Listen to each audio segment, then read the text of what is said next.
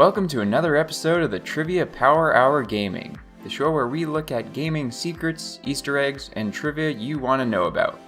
Once again, this episode will be just like the last one, where I won't be using the quiz format. If you want more quiz videos, or prefer them like this, let me know in the comments. Like the video, and consider subscribing. Also, make sure to stick around to the end for where I'll announce what the focus of the next episode will be. But, for now, let's get right into the trivia. Today, we're looking at the action RPG series developed by Square Enix, Kingdom Hearts. Starting things off, let's take a look at some trivia and behind-the-scenes info on the voice actors.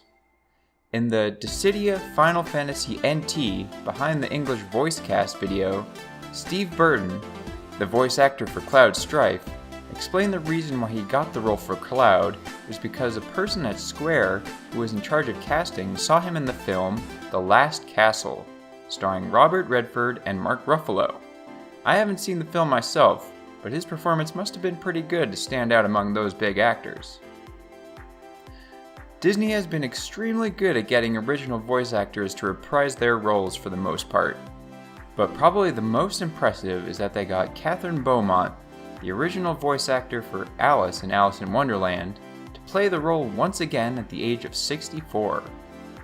Unfortunately, a lot of voice talent passed away during the series, including Wayne Allwine, who is the third voice actor for Mickey Mouse.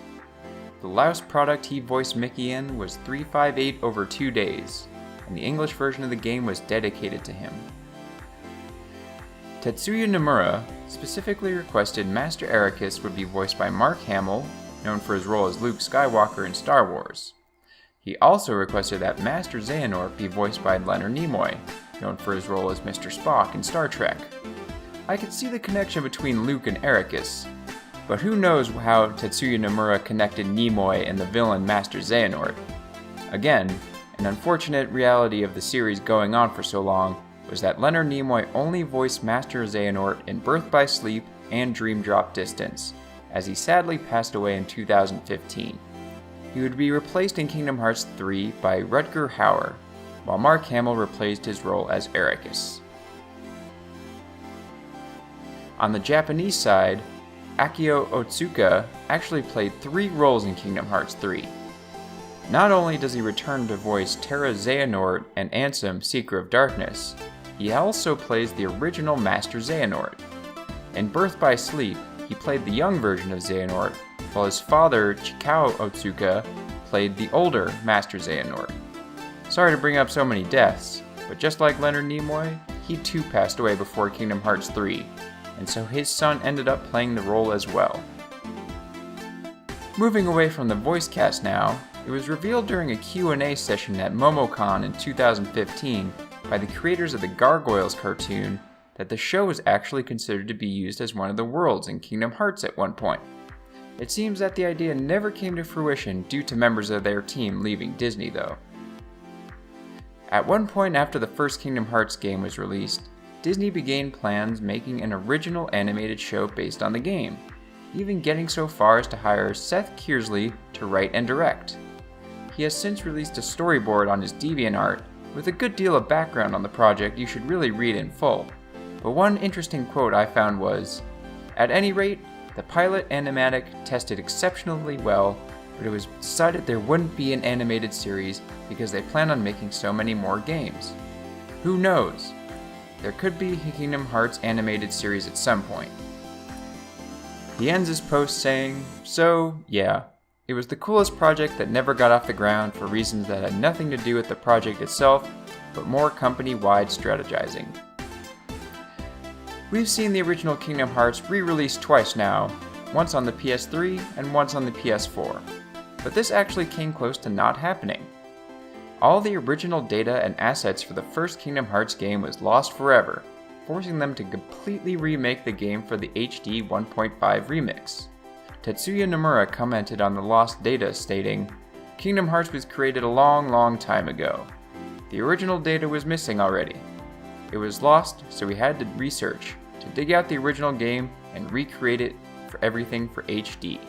It was not that easy." There are a few instances in the first Kingdom Hearts where the player can choose which Disney world they want to go to and complete before another. But if they decide to finish the Deep Jungle world before Wonderland, it will actually cause a cutscene to be slightly altered. Rather than showing Alice in the cutscene post Deep Jungle, she will be replaced with Snow White. Riku from Final Fantasy X was originally planned to have a major role in the first game as part of Leon's group in Traverse Town. She was removed because of the similarly named character Riku and was replaced with Yuffie. She later appeared with Yuna and Pain in Kingdom Hearts 2, though in a much smaller role. In the Japanese version of Kingdom Hearts 2, when you're done fighting the nobodies with Axel in the portal to The World That Never Was, there's a cutscene of Axel performing his special move which coats him in flames and, after he's done, there's a bit of fire left around him. This was removed in all international versions of the game, replacing the fire with darkness. Another difference in the Japanese version is in Port Royal. Before the fight against Captain Barbossa in the Illuminator, a cutscene plays of Jack Sparrow getting impaled by Captain Barbossa's sword off-screen, which is an already toned-down version of that same scene from the film, in which it is fully shown. In the international release, however, the sword was removed entirely. Also in Port Royal, after fighting the undead pirates during the first visit on the Interceptor, there's a cutscene in which Will Turner positions a pistol up to his head, just like in the film.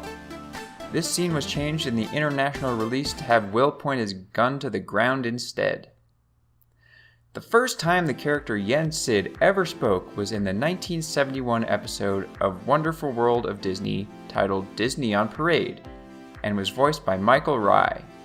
Before this point, his character had no name, and was often called Merlin by mistake. It wouldn't be until Kingdom Hearts 2 came out almost 35 years later that this would be corrected. His name comes from the spelling of Disney backwards, and he is supposedly meant to be a representation of Walt Disney himself. Those who have played the Kingdom Hearts series may have noticed a slightly strange amount of importance and focus placed on the sea salt ice cream that is primarily eaten by Roxas, his gang in Twilight Town, Axel, Anson the Wise, and in 358/2, Xion. The idea came from Nomura when he went to Tokyo Disney Sea and first tasted that type of ice cream. It must have left quite an impression on him, as he asked Disney if he could include it in the games, and even revolved some pretty emotional scenes around it. Anyone who played Dream Drop Distance probably noticed the golden letters in the game's credits. These were actually one of the first hints for Kingdom Hearts 3. If you manage to fly through them all, a secret message is unlocked that states, "The past will be reawakened as a new number in never-before-seen detail. Prepare yourself for the awakening of the next number." Additionally, several letters appear in the credits being manipulated and interacted with by various characters. When typed out in order of appearance, the letters spell out, "This leads to Kingdom Hearts," followed by a scene of Sora and Riku walking into the light, forming 3 pillars, or maybe the Roman numeral 3. The only Final Fantasy character to make an appearance in Birth by Sleep is Zack. Other Final Fantasy characters were originally planned to appear, but Tetsuya Nomura thought they would have made the story go too far off track. The reason why he and the team chose Zack was due to the fact that he would work thematically with the prequel story. Vanitas' name is derived from the Latin word for vanity or emptiness. The name was chosen for its meaning, the similarity to the name Ventus, plus it's a written pun on Sora in Japanese. On choosing the name, Tetsuya Nomura stated, "I wanted to give him a name that meant empty, and so I looked for something that would be appropriate. When I was searching, I found the word that meant emptiness in Latin, Vanitas. It looked a lot like Ventus' name, and in Japanese it has the kanji for Sora in it, so I thought it was perfect. Of course, in Vanitas' case, it doesn't mean Sora, sky, but Kara, empty. These two words are written with the same kanji, but are said differently and have different meanings. Master Ericus bears a strong resemblance to Hironobu Sakaguchi, the creator of the Final Fantasy series. The name Ericus itself is also an anagram of the word square, a reference to Square Enix, the developer of Kingdom Hearts and Final Fantasy. After Kingdom Hearts 2, Nomura demanded to be able to include Pixar properties, specifically naming Toy Story. Despite his threat, it still took many years for Pixar to agree, and then even more time after that to approve of his proposed designs and stories for those worlds. This could be why the gap between Kingdom Hearts 2 and the next new game released, 358 over 2 days, was the longest period between story-significant releases in the series. His tactic did seem to work eventually, though, as Nomura finally got his wish in Kingdom Hearts 3. Thanks for watching this episode of the Trivia Power Hour Gaming.